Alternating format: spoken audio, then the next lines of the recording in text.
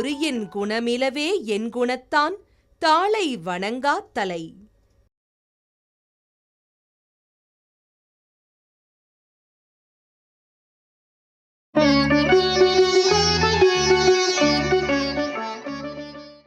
பத்து 11/2016 நவம்பர் மாதம் 10ஆம் தேதி வியாழக்கிழமை. துர்முகி வருடம் ஐப்பசி மாதம் 25ஆம் தேதி. இன்று ஏகாதசி. மாயவரம் ஸ்ரீ கௌரி மாயூரநாதர் பூத வாகனத்தில் புறப்பாடு கண்டருளல். நல்ல நேரம் காலை 10:45 மணி முதல் 11:45 மணி வரை. மாலை 12:15 மணி முதல் 1:15 மணி வரை. ராகு காலம் 1:30 மணி முதல் 3 மணி வரை. யமகண்டம் 6 மணி முதல் 7:30 மணி வரை. குளிகை 9 மணி முதல் 10:30 மணி வரை. சந்திராஷ்டமம் மகம் பூரம்.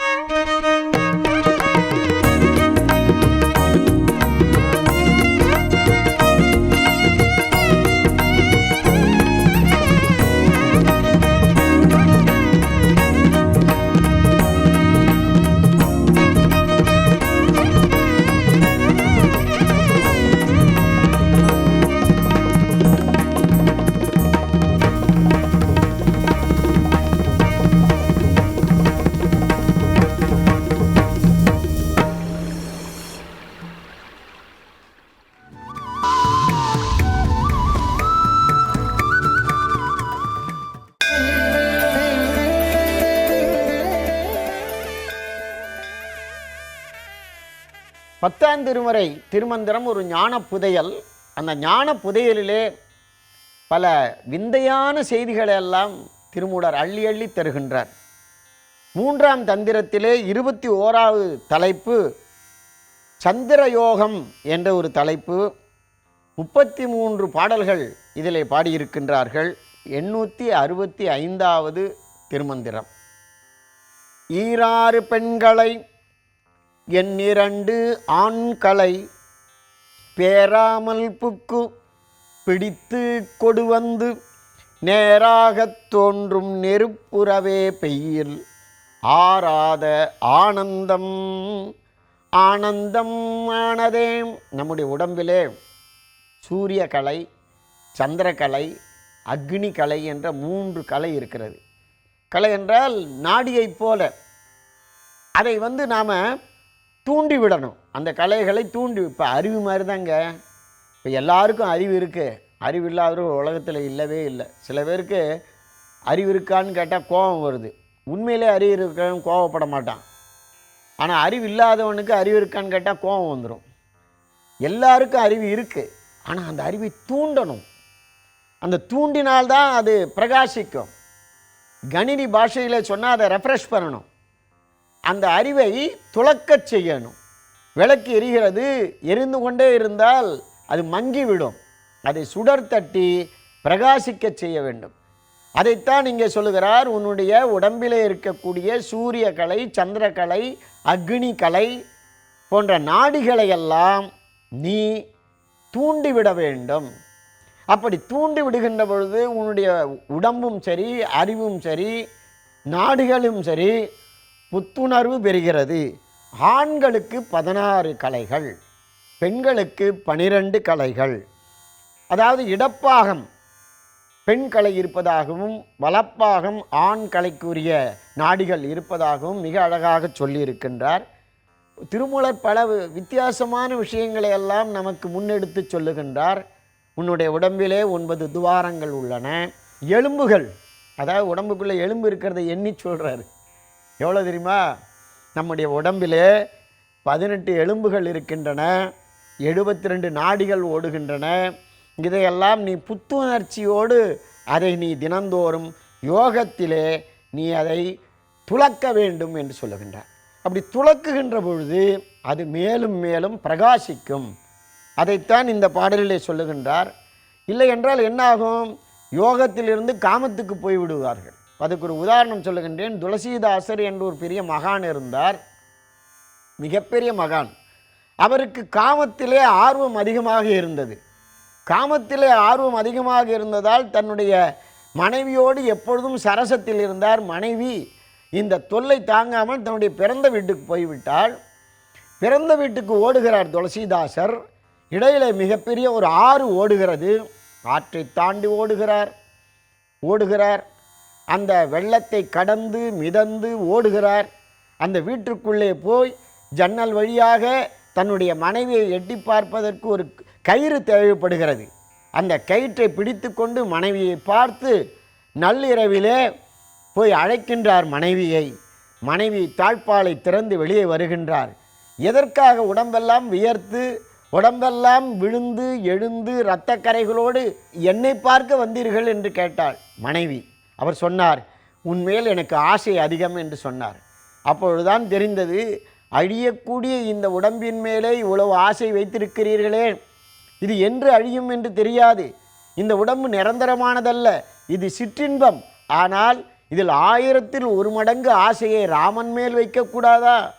அந்த ராமன் நிரந்தரமானவன், இறைவன். எனவே அழியக்கூடிய இந்த காம இச்சைகளை விட்டுவிட்டு அழியாத ராமன் மேலே நீங்கள் ஆசைப்படக்கூடாதா என்று மனைவி சொன்னாள். அவ்வளவுதான். காமம் போனது, ஞானம் பிறந்தது. ஞானம் பிறந்தவுடனே துளசிதாசர் பார்க்கிறார். எந்த கயிற்றை பிடித்து கொண்டு ஜன்னல் மேலே ஏறினோம் என்று பார்த்தார், கயிறு அல்லது பாம்பு. எனவே அந்த பாம்பை பிடித்து கொண்டு ஏறி இருக்கிறார் மேலே. அந்த காம விகாரத்தில் அவருக்கு கயிறு எது பாம்பு எதுன்னு தெரியவில்லை. அதைவிட திரும்பி வருகின்ற பொழுதுதான் பார்க்கிறார், நான் எப்படி வெள்ளத்தை கடந்து வந்தேன் என்று ஒரு பிணத்தின் மேல் ஏறி வருகின்றார். எனவே காம எண்ணம் உள்ளவனுக்கு அந்த எண்ணத்தினாலே என்ன செய்கின்றோம் என்று தெரியாது. எனவேதான் மனதை கட்டுப்படுத்த வேண்டும், அறிவை வயப்படுத்த வேண்டும். அப்படி மனதை கட்டுப்படுத்தி அறிவை வயப்படுத்துகின்ற பொழுது காமம் ஞானமாக மாறிவிடுகின்றது. அதைத்தான் இந்த சந்திரகலை, சூரியகலை, அக்னிக்கலை போன்றவற்றை சொல்லி நமக்கு விளக்குகின்றார். இதெல்லாம் நம்முடைய உடம்பில் இருக்கின்றது. எனவே நாம் அதை வைத்து பகுத்தறிந்து பார்க்க வேண்டும்.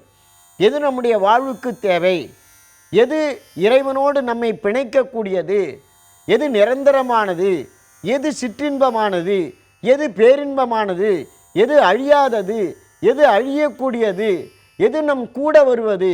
ரொம்ப அழகாக பட்டினத்தார் பாடினார். நாம் செய்கின்ற நல்வினையும் தீவினையும் தான் நம் கூட வரும், மற்ற எதுவும் நம்முடைய மனைவி, மக்கள், சுற்றம், நாம் சம்பாதித்த பணம் எதுவும் நம் கூட வராது. எனவே பற்றி தொடரும் இருவினை புண்ணிய பாவங்களே என்று சொல்வதைப் போல இந்த சிந்தனையைத்தான் திருமூலர் நம்முடைய மனதிலே தூண்டி வளர்க்க வேண்டும் என்று சொல்லுகிறார். நம்முடைய அறிவிலே அதை பதித்து கொள்ள வேண்டும் என்று சொல்லுகிறார். அப்படிப்பட்ட சிந்தனையை நாம் சிந்தித்து சிந்தித்து மகிழ்வோம்.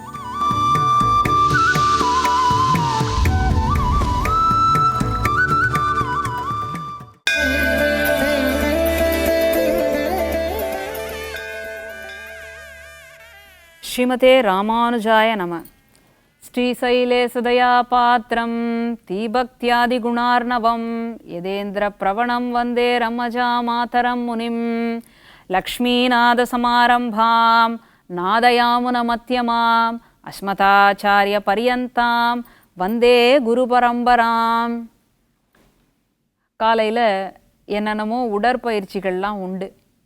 மனத்திற்கும் உடலுக்கும் இனிமையை தரக்கூடிய ஒரு உடற்பயிற்சியை ஆழ்வார் காண்பிக்கின்றார்.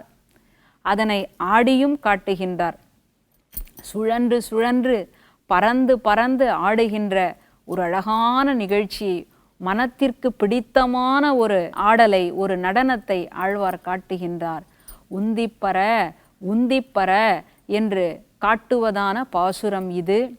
3ஆம் திருமொழியில் 9ஆம் பாசுரத்தை, 3ஆம் பத்தில் 9ஆம் திருமொழியை நாம் அனுபவித்து கொண்டிருக்கின்றோம்.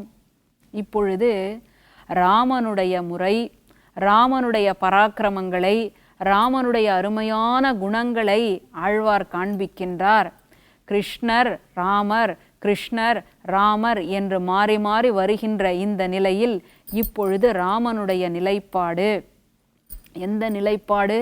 அந்த ராம அவதாரத்தில் மிகவும் முக்கியமான ஒரு இடம், அதுதான் வனம் போவதான ஒரு நிகழ்ச்சி. அந்த வனம் போகின்ற நிகழ்ச்சியை ஆழ்வார் காண்பிக்கின்றார். மாற்றுத்தாய் என்று மாற்றான் தாயாக சொல்லாமல் மாற்றுத்தாய் என்கின்ற ஒரு பொருளிலும் நாம் எடுத்து கொள்ளலாம். மாற்றுத்தாய் சொல்லி வனம் ஏஹே அப்படின்னு சொல்லி வனம் போ என்று சொல்லுவதாக ஒரு நிலைப்பாடு. இங்கு மாற்றுத்தாய், ஈற்றுத்தாய், கூற்றுத்தாய் என்று 3 தாய்மார்கள் வெளிப்படுகின்றனர். இந்த 3 தாய்மார்களுடைய சிறப்பு என்ன? ஈற்றுத்தாய் ஈன்றெடுத்தவள். அந்த ஈற்றுத்தாய் பின்தொடர்ந்து எம்பிரான் என்றழ, ஈற்றுத்தாய் பின்தொடர்ந்து எம்பிரான் என்றழ. பெற்றெடுத்த வயிறு எவ்வளவு ஒரு வேதனைப்படும். எப்பொழுது தன்னுடைய மகனை வனத்திற்கு செல் என்று சொல்லுகின்ற பொழுது. அதனால் அந்த எம்பெருமானை, அந்த ராமனை பின்தொடர்ந்து எம்பிரான் என்று அழுகின்றாளாம் கௌசல்யை. அடுத்ததாக கூற்றுத்தாய் சொல்லி வனம் போகச் சென்று, கூற்றுத்தாய் கூற்றம் போல இருக்கின்றாளாம். கூற்றம் என்றால் யமன் என்று பொருள். யமனுடைய சிறப்பு என்ன, யமனுடைய விசேஷம் என்ன என்று கேட்டால், இந்த உடலையும் அதற்குள் இருக்கின்ற உயிரையும் கூறு கூறாக்கி விடுவானாம், கூறு போட்டு விடுவானாம். அதனால் தான் அவனுக்கு கூற்றுவன், கூற்றம் என்று பெயர். அப்படி உயிரை கூறு போட்டு விட்டாளாம் இந்த தாய். யாருடைய உயிரை? தசரதனுடைய உயிரை. அதனால் ஆழ்வார் காண்பிக்கின்றார், கூற்றுத்தாய் சொல்லி வனம் போகச் சென்ற, வனம் சென்றாயே ராமா, சீற்றமிலாதானை பாடிப்பற சீதை மணாளனை பாடிப்பற என்று ஆழ்வார் காட்டுகின்றார். இவ்வளவு நடந்ததன் பிற்பாடும் சீற்றமே இல்லாமல், கோபமே இல்லாமல் இருந்தானே ராமன், மனத்துக்கினியவன். அவனை பாடி சுழன்று சுழன்று ஆடுவோம். சீதையினுடைய மணாளனாக ஜானகி ராமனாக இருக்கின்றானே, அவனுடைய குணத்தை பாடி பாடி சுழன்று சுழன்று ஆடுவோம் என்று ஆழ்வார் காண்பிக்கின்றார். இங்கே ஏன் சீற்றம் இல்லை அப்படின்றதுக்கு காரணம் கூறுகின்றனர். என்ன காரணம்? நேற்றைய தினம் யாரேனும் வந்து உங்களுக்கு ஒரு சொத்து இருக்குங்க அப்படின்னு சொல்கிறாங்க. மறுநாள் சொத்து இல்லைங்கன்னு சொல்கிறாங்க. எவ்வளவு வேதனை இருக்கும், எவ்வளவு கோபம் இருக்கும், எவ்வளவு கவலை இருக்கும். அந்த மாதிரி எதுவுமே இல்லையாம் ராமனிடம். சரி, சொத்து தான் இல்லை, சுகமாவது உண்டான்னு கேட்டால் சுகமும் இல்லை. நீ எங்கு செல்ல வேண்டும்? காட்டிற்குத்தான் செல்ல வேண்டும் என்று சொல்லிவிட்டனர். அப்பொழுதாவது கோபம் வந்ததா என்று கேட்டால் இல்லை. நாட்டிற்கு அந்த காடே பரவாயில்லை, காடே மேலானது, நான் காட்டிற்கே செல்லுகின்றேன் என்று கிளம்பினானே. அப்படிப்பட்ட சீற்றமில்லாதானை பாடிப்பற, சீதை மணாளனை பாடிப்பற என்று ஆழ்வார் அனுபவிக்கின்றார். இங்கு மாற்றுத்தாய், ஈற்றுத்தாய், கூற்றுத்தாய் என்று 3 விதமான தாய்மார்களை கூறி அவர்களுடைய நிலைப்பாட்டினை கூறி எம்பெருமானுடைய ராமனுடைய குன்றை, அவருடைய குண விசேஷத்தை எடுத்து காண்பிக்கின்றார். இப்படிப்பட்ட அந்த உணர்வினை, அந்த நிலையினைத்தான் அசோகவனத்தில் இருந்த சீதையும் எண்ணி பார்த்தாள். சித்திரத்தின் அலர்ந்த செந்தாமரை ஒத்திருக்க முகத்தினை உண்ணுவாள்.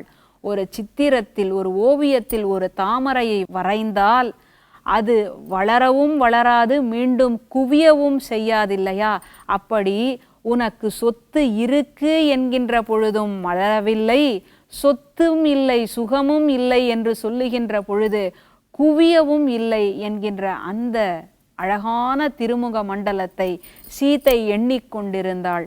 அதைத்தான் ஆழ்வார் இங்கு காண்பித்தார்.